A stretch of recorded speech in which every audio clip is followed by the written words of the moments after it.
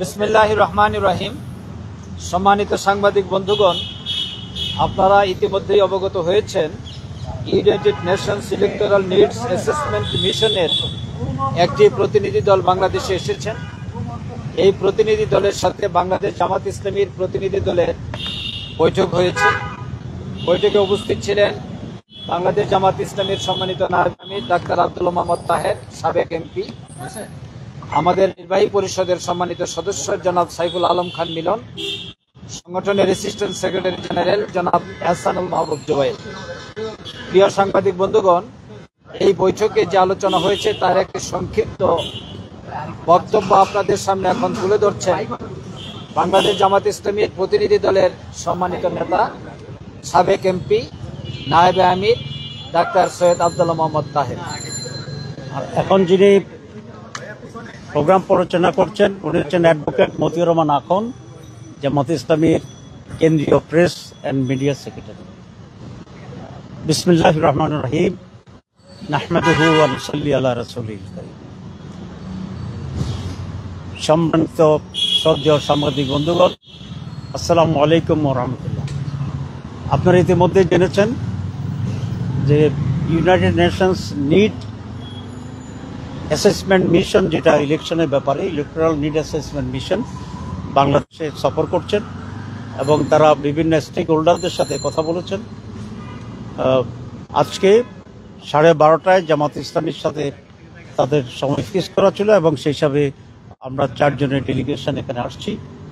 তারা কয়েকটি বিষয়ের উপরে জানতে চেয়েছে যে ইলেকশনে ইউএনডিপি কী ধরনের সহযোগিতা করতে পারে এবং স্বচ্ছ, ট্রান্সপারেন্ট এবং ফেয়ার ইলেকশন হওয়ার জন্য কি কি পদক্ষেপ নেওয়া দরকার, আমরা কীভাবে ভাবছি, এ সকল বিষয়ে তারা কথা বলেছে এবং এটাও বলেছে যে আমরা ইউএনডিপির এই মিশনকে আমরা ওয়েলকাম করি কিনা ইলেকশনের সহযোগিতার জন্য। আমরা বলেছি আমরা যে কোনো আন্তর্জাতিক সংস্থাকে ওয়েলকাম করি সহযোগিতার জন্যে, তবে ইন্টারফেয়ার করার জন্য নয়। সুতরাং উইদাউট ইন্টারফেয়ারেন্স যদি আমাদের টেকনিক্যাল এবং ফান্ডিং সহযোগিতা করে, সেটার জন্য আমরা বলেছি ইউ আর ওয়েলকাম। আমরা একটা কথা বলেছি ইলেকশন ফেয়ার হওয়ার ব্যাপারে, যে প্রত্যেক কেন্দ্রে সিসি ক্যামেরা সংযোগ করার জন্য, কারণ সিসি ক্যামেরা থাকলে তখন ইলেকশন পরিস্থিতির পুরোটা বোঝা যাবে। এখানে হিউজ ফান্ডের কথা আসছে, আমরা বলছি এক্ষেত্রে তোমরা আমাদেরকে সহযোগিতা করো, তাহলে এটা একটা বড় ধরনের ইলেকশন ফেয়ার করার জন্য বড় স্টেপ হবে। এরপরে তারা বলেছেন যে এখানে সকল দলের পার্টিসিপেশনের ব্যাপারে তারা বলেছেন। আমরা নীতিগতভাবে তো পার্টিসিপেটরি এবং ফেয়ার, অবাধ ও সুষ্ঠু নির্বাচন চাই, এটা আমাদের মূলনীতির ভিতরেই সেটা আছে। এরপরে তারা যেটা বলেছে যে নির্বাচনের তারিখ কখন হইতে পারে, আমরা বলেছি যে যত আর্লিয়েস্ট পসিবল টাইমে সম্ভব, প্রোভাইডেড এখানে কিছু জরুরি রিফর্মস প্রয়োজন। উইদাউট রিফর্মস যদি ইলেকশন হয় তাহলে ইলেকশন আগের মতোই একটা সম্ভাবনা থাকে যে ফেয়ার না হওয়ার ক্ষেত্রে। তো জরুরি রিফর্মস করা এবং কিছু ইলেকট্রাল ল চেঞ্জ করা, যেটা ইলেকশন কমিশনকে আরও শক্তিশালী করবে এবং বেশি অথরিটি দেবে, আমরা সেটার উপর জোর দিয়েছি। এবং সংবিধানে কিছু মৌলিক পরিবর্তন আনা দরকার, যেটা আমরা বলেছি যে 2বারের বেশি প্রধানমন্ত্রী কন্টিনিউ করতে পারবে না, প্রেসিডেন্ট এবং প্রধানমন্ত্রীর ক্ষমতার ভারসাম্য থাকবে। এই সব বিষয়েও আমরা বলছি যে রিফর্ম হওয়া দরকার। এবং এক্ষেত্রে যে সমস্ত রিফর্মস কমিশন অলরেডি প্রস্তাব জমা দিয়েছে, আমরা মনে করি সেগুলোকে নিয়েই সরকার রাজনৈতিক দলগুলোর সাথে অনতিবিলম্বেই ডায়লগ শুরু করা দরকার এবং এই ডায়লগ শেষ করেই একটা কনসেনসাস তৈরি করা মৌলিক বিষয়গুলোতে এটা প্রয়োজন। এরপরে যত দ্রুত সম্ভব ইলেকশন প্রস্তুতির জন্য যা সময় দরকার তার ভিত্তিতেই যত শীঘ্র সম্ভব নির্বাচন করা দরকার। সুতরাং মিনিমাম পসিবল নেসেসারি রিফর্মস এবং তারপরে পসিবল নিয়ারেস্ট শর্টেস্ট টাইমের ভিতরে নির্বাচন, এটা হচ্ছে আমাদের স্ট্যান্ডের কথা। আমরা বলেছি উইদাউট রিফর্ম যদি ইলেকশন হয় তাহলে ইলেকশন আবার ত্রুটিপূর্ণ থেকে যাবে বলে আমরা এটা মনে করি। আর রিফর্মসের নামে অযথা সময় ক্ষেপণ করা এটাও সঠিক হবে না।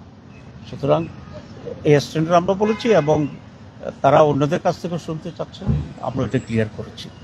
মৌলিকভাবে এই কয়েকটি বিষয়ের উপরে আজকে আমরা মত বিনিময় করেছি এবং তারা অন্যদের সাথে কথা বলবে এবং এর উপরে ওয়ার্ক করবে, এটাই আজকে কথা বলা হয়েছে। আর ভাই একটা প্রশ্ন, সেটা হচ্ছে বিএনপি একবার স্পষ্ট বলেছে তারা 5 আগস্ট নির্বাচন চাচ্ছে। সেই ক্ষেত্রে আপনারা এই আমাদের দৃষ্টিভঙ্গি কিভাবে দেখেন?